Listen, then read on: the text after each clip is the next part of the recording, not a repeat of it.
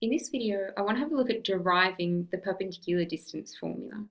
So we've written the formula up here just so we know where we're going, what we're aiming for. And then I've drawn this straight line here, which has general form ax plus by plus c equals 0. And I've got this point up here, which has coordinates x1, y1. Okay, so we're talking about perpendicular distance between this point and this line. So the first thing we're going to do is draw that in.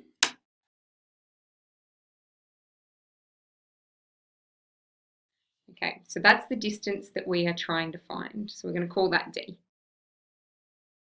When we look at this formula, hopefully one of the things that you see and that you recognize is that this denominator looks a lot like Pythagoras' theorem.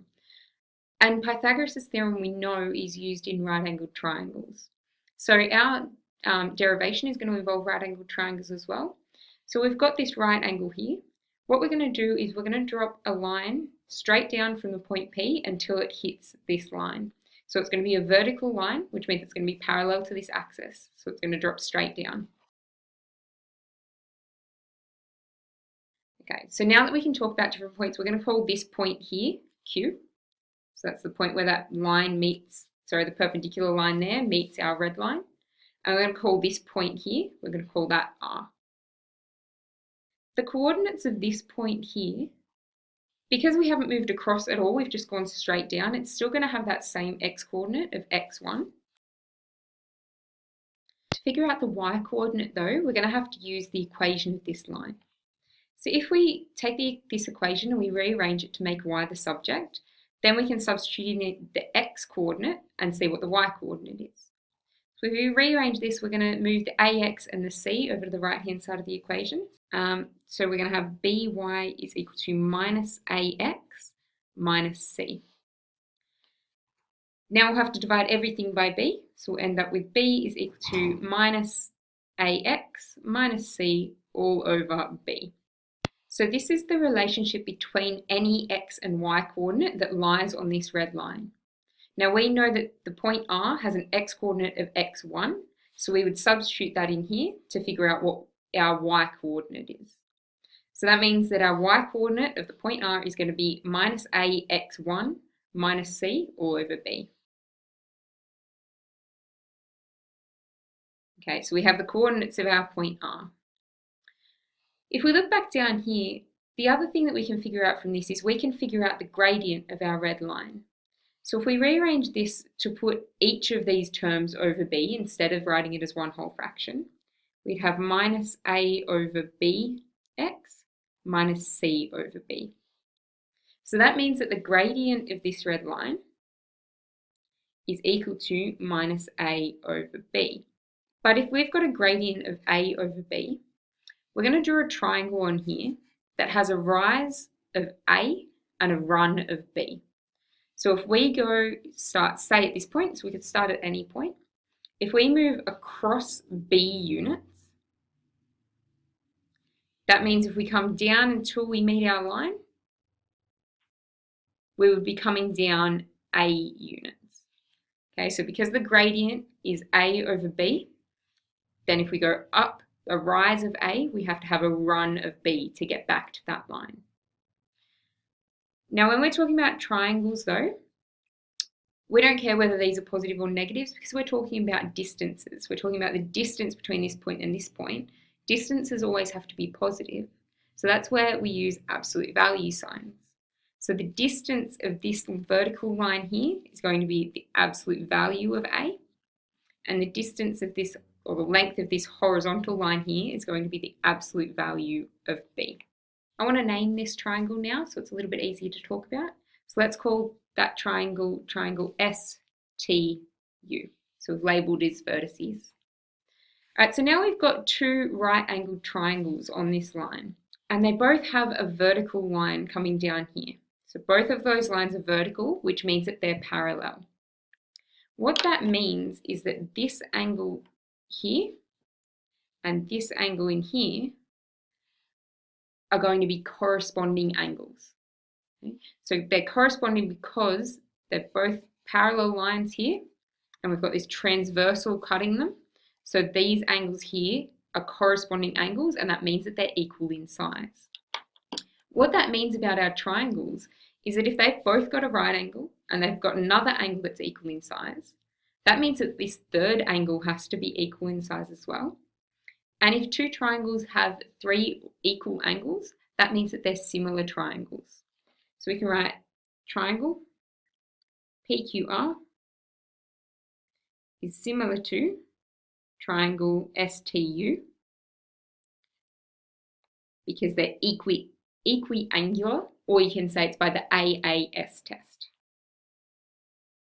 Sorry, the AAA test. Okay, so we know that they're two similar triangles. What we know about similar triangles is that their lengths, their sides, are in proportion. So if we match up sides, the side we're trying to find here is PQ.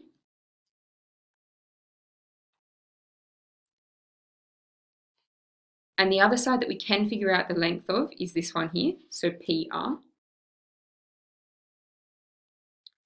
That's going to be equal to, so the ratio of those two sides is going to be equal to the ratio of their two matching sides. So PQ is going to match ST,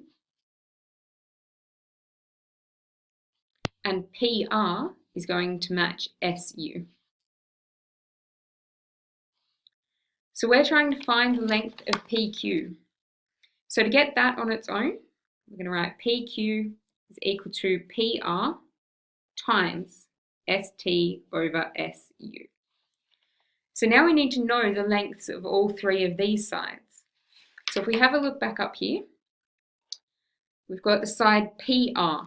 So PR here. They've got the same x coordinate. The y coordinates are different though, and that's the distance there.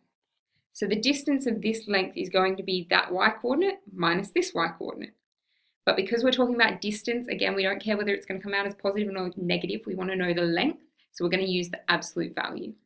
So we're going to have the absolute value of y1 minus that whole coordinate there. So minus ax1 minus c all over b. Okay, the next one we wanted was ST. So ST is here, and that's the absolute value of B. That's perfect. We already know that. That's fine. The last one we wanted was SU, which is this side along here. We don't know that, but we can figure it out using Pythagoras' theorem because it's a right-angled triangle and we know the lengths of the 2 other sides. So the length of SU is going to be the square root of A squared plus B squared. Okay, through Pythagoras' theorem. So now we can put these 3 things into this down here. So PR is the absolute value y1 minus ax1 minus c over b times the absolute value of b over the square root of a squared plus b squared. Okay, so we want to simplify that down, make it look a little bit nicer. Let's fix up what's in here first. That negative outside the bracket is going to change all these to a positive when we expand it out. So it's going to be the absolute value of y1 plus ax1 plus c over b times the absolute value of b, the square root of a squared plus b squared. Okay, so if we multiply everything in here by this b, so we're multiplying everything together, that b would cancel out with this one down here for this term, but we also need to multiply the b by the y1. So we're going to have the absolute value of b y1 plus ax1 plus c times 1 over the square root of a squared plus b squared. So we've times everything by that square root of b. So all we're going to do now is we're going to rearrange these terms in here to put that x first. And if we multiply this together, we'll just end up with this bit over the denominator there. We'll end up with this absolute value of ax1 plus by1 plus c over the square root of a squared plus b squared. And that is the formula that we were looking for right up the top. So that is the derivation, or one of the ways that you can derive the perpendicular distance formula.